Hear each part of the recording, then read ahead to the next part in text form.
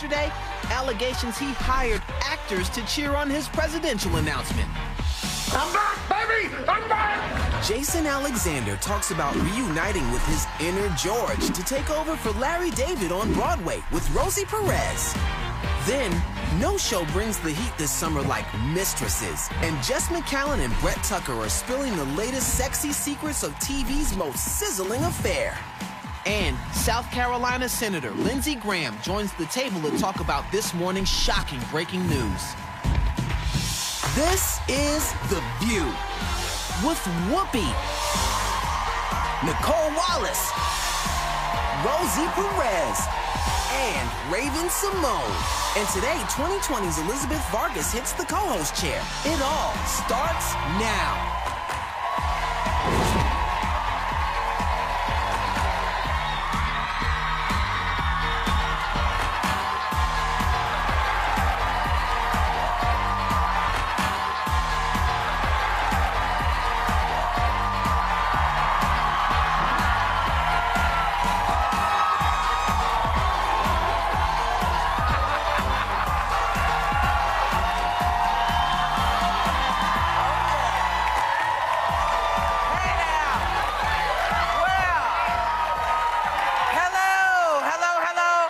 Welcome to The View, y'all. Welcome to The View.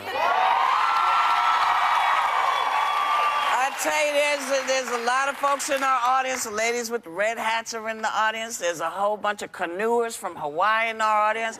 It's an amazing thing. So we say welcome to everybody. You know, we're also sending all of our thoughts and prayers to Charleston, South Carolina right now in the wake of this insane church shooting where 9 people lost their lives. And reportedly, police have identified the suspect as 21-year-old Dylan Roof.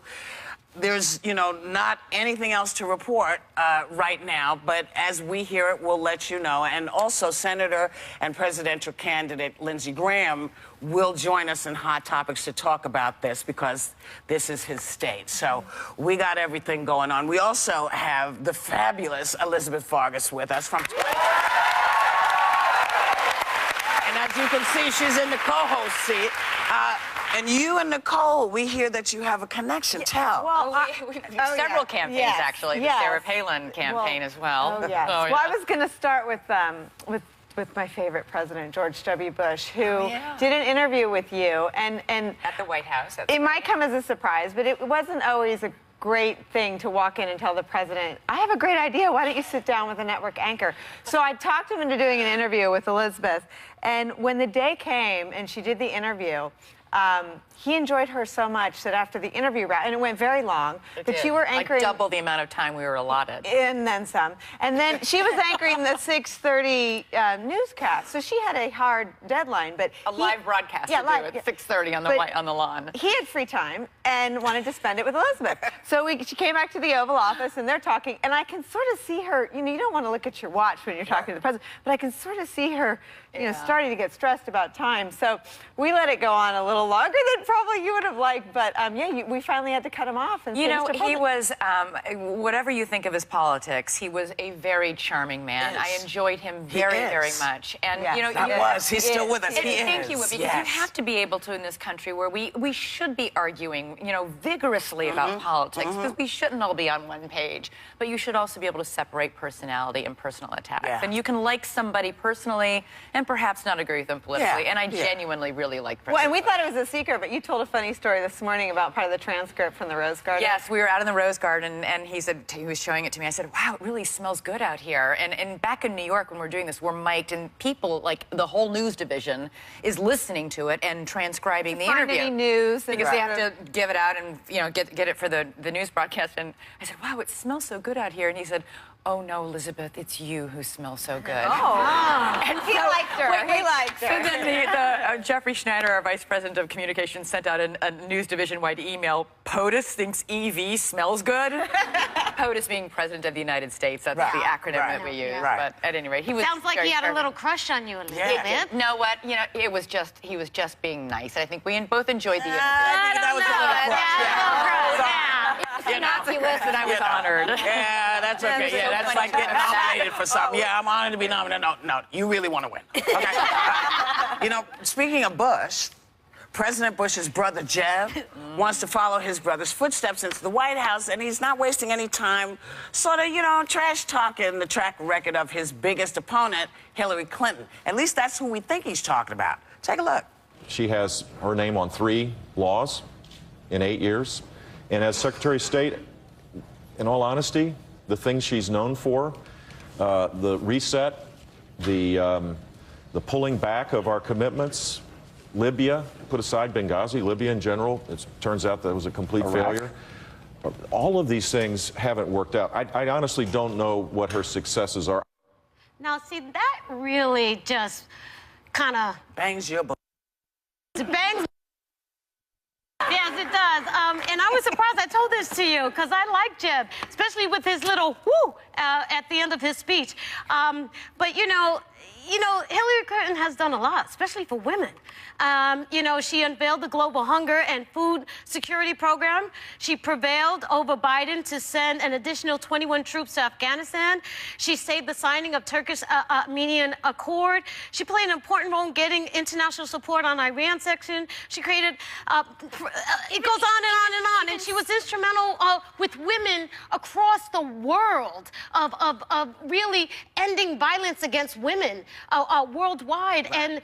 And you know, and it was just really out of character. I don't know Jeb, but what I've been seeing of him, it seemed way out of character. And you know, I think this is where people get turned off of politics, right? Because this, to me, this is what the whole campaign is going to be about, contrasting. And Republicans like to nominate governors. Jeb is a governor. This is one of the big differences between being a chief executive of a state, where you run a state, you run a budget, you run a national guard, you know, and serving in the executive branch of government, where the accomplishments are more amorphous. So, and we talk about your generation being turned off of politics. This is about the point where young people start to say, it's a little nasty. But at the same time, it's kind of where, are you expecting everything to go well? This is a government you have to run. Everything's not going to go through, and it's not fair to just look at just the negative things. He should have, like you said other accomplishments. He's our opponent. He should not have. This is no, what as an opponent, do. And you're going to make us feel good. Yeah, but at the same time, you have to show that you're human. Like, I'm only going to vote for the person that I'm like, oh, okay, well, you're not going to trash talk everyone that comes into the room. Show some respect and dignity for yourself. There's no trash talker more. I mean, President Obama is a really tough campaigner, and that's how he won twice. So this is the nature of politics. Yeah. But you know, this is what I say. This is what I would say to you, Jeb. You have other issues to worry about right now. You need to get up there when they do all of those candidates, and you need to explain for the debate. You need to get up in Trump's face. Yeah. Okay? You need to get up in Donald Trump's face because your fabulous wife is a Mexican woman. And that man, Trump... Can you believe those comments? Yes, I believe those comments. But do you believe this? Oh, no. I'll tell you in a minute. Another candidate who already threw his hat in the ring is already under fire. There's a photo posted on Instagram. Oh, we're talking about the same person, Donald,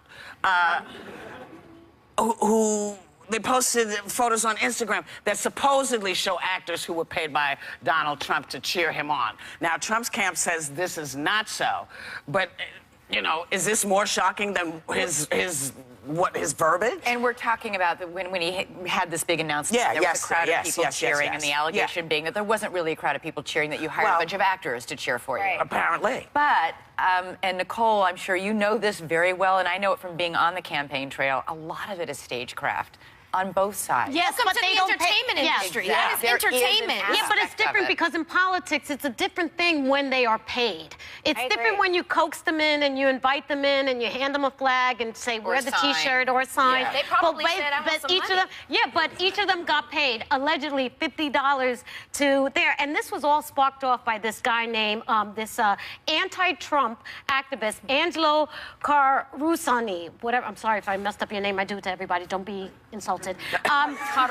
Yeah, thank you. And he is the vice president of Media Matters, and he's the one that really ticked this story off. You know, but you both raise an interesting point because all of you, there's a fine line, right? So there is a lot of stagecraft that goes into Hillary's announcement on Roosevelt Island. I mean, Jeb's announcement in the middle of a crowded, a lot of work is put into how does it look and what's the shot going to be. Right, and you consume it as a journalist, but the line is usually drawn right before writing them a check and paying them. So this, you know, I hope that the political press gets to the bottom of it, because that is a line that I'm not Trump aware is of. denying it. He's but denying Of course it. he's denying it. You know, please, Donald. Well, if you pay them, there'll be pay stubs. You know, Somebody might. No, not if you pay them in cash. Not that I know anything about that. But... What is the regular rate, though, for an extra? He's way below what it way is. below It's not union work. This is so crazy because, you know, he's, you know, Donald Trump, you know, not I do union. have to say, I like the man. I like the man. But what who he said they like said Trump? the other day, what he said about Mexicans and what he said about the Chinese, it just blows my mind. Trump, what are you doing? Well, how about this? Because during that announcement, he had all those harsh words we're talking about China, Mexico, and other Latin American countries. And the world leaders have actually responded to these comments. Now, some are saying if these leaders think he's worth responding to, does this mean he's being taken seriously? I kind of think that, you know, the media makes him much bigger than he actually is. Oh, but you are an author. He's an expert. But that's media. That is media. That the entertainment, the media, the news, because he makes news, says provocative stuff. We put it out, we're talking about it, so people think he's a big deal. But the truth of the matter is, time will tell, honey. We'll see where you stand. I can't wait for Jeb to see your ass. We'll be right back with more Hot Topics. Now that's attack. What compelled this guy to ink this tribute to Rosie? Find out next.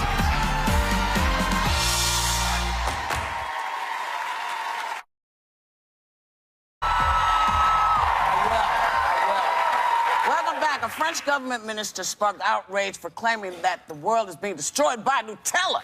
Oh, no. She said they use palm oil, which harms the environment, but then she had to apologize when she discovered that they only use 100% sustainable, environmentally friendly palm oil. Okay? And this bugs you. Oh, my God. You know, I know there's a lot going on in politics, but nothing got my blood boiling like this Nutella story. I made my son a Nutella crepe this morning, and I have a little bit of mom guilt for giving him this stuff. But, I love the French, but back off my Nutella. That's right. But do you know what I do like about it? There was an uproar that something was going wrong with their Nutella food. won. Nutella won, but they changed it. But they didn't do that. They didn't do. This is why people have to do their homework, because this had already been done. This had already been fixed, and she was kvetching about something she should have known. If she's the minister, she should have known. Can I tell you how much I love Nutella? Can I tell you how much I love Nutella? Yes. Can you guys post my picture of Nutella, please? No? Okay. That's what I drew because I was having a problem. There was no Nutella in my house. Well, you know why I'm this wonderful color? Because I bathe in Nutella. You know? It takes a little while to get it off, but I do get in there. You know, you're a little sticky. I'm a little sticky. It's fine. You know, but that's why I invite friends over. That's a whole other story. You know, the Treasury has officially announced that they will celebrate the 100th anniversary of the 19th Amendment that gave women the right to vote by featuring a woman finally on the $10 bill. And the best part of this is they are letting you, all of us, America, decide who to put on that bill. So you know I got in trouble on Instagram and everything because people were mad that I said that I wouldn't personally vote for Harriet Tubman. I want to come back and say there's Sarah Beaton Walker or Breedon Walker or Madam C.J. Walker. Millionaire women, African Americans, coming from a time, and I think that would be genius as well. Let's show wealth and sustainability and the fact that we rise and continue to rise. And I understand the choices, but I wish they would put these in there as well.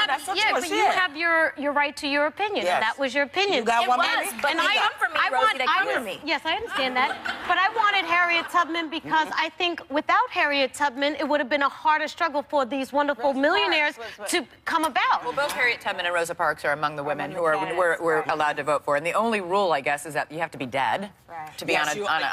On any money. Yes, on but any also money. Eleanor Roosevelt is a favorite of mine as well. Right. You know, but I don't know. Why did we take the men off all the money and put women on all the money? Like why? But no, seriously. Why do we get one bill and they get the rest? Like I think it's been however many years we've had currency. Like I love all the men. We should do another They've coin. made great faces on money, but I think we should take them all off of all the money and put all these women on. Like the fact that we're even picking one. You can't take George Washington off the dollar bill. All right. Leave George. And I'm Leave sorry. George. Leave Benjamin alone. Yeah. I like Ben. Give them 2, but give us the rest. Well, how about this? Quit making us coins. I want us to be some hard money so you can hear us when they do that. You know what I mean? Because they never, you make us a $2 coin. Who's using $2? Nobody. Put us on some real damn money. You know? So I don't know. I don't know if this is going to come as a surprise, but Rosie, I don't know if you know this. There was something on TV last night about how much of an influence you had on last weekend's Puerto Rican Day parade. I don't know if you know about that. Hold up. Take a look at the clip, baby. Oh, this is dope. There was something about getting that Puerto Rican charm that seemed to open me up to the charms of Puerto Rico. It seems like you really got into things and embraced your culture, right? Maybe a little too much, Larry. Oh, I get it, right? All that day drinking, right? You probably woke up sunburned. No, Larry, this. Oh, my God. Is that... Rosie Perez, Larry. Wow, man, you really did embrace your Puerto Rican side. Oh, that's so embarrassing. But I have to say, that's a much better depiction of the parade than what the New York Daily News did. Oh, that's right. They showed a shot from the behind of 2 women who appeared to be fully nude, I think, with something. Well, they had a G-string. But with all the families that go to the Puerto Rican Day Parade, the police association, the cultural aspect of it, that's all you gave us? Really, Daily News? They do that to a lot of those prayers. Yeah. Even the No, they don't. They don't show naked people for the Irish. Well, because there's a reason. I see it naked. Yeah. There's a reason. There's a reason. That can't compliment. Nothing bad with the Irish girls, but the Puerto Rican booties looked a little bit than the Irish. We'll be right back. As breaking news unfolds right now, South Carolina Senator Lindsey Graham talks exclusively in Hot Topics next.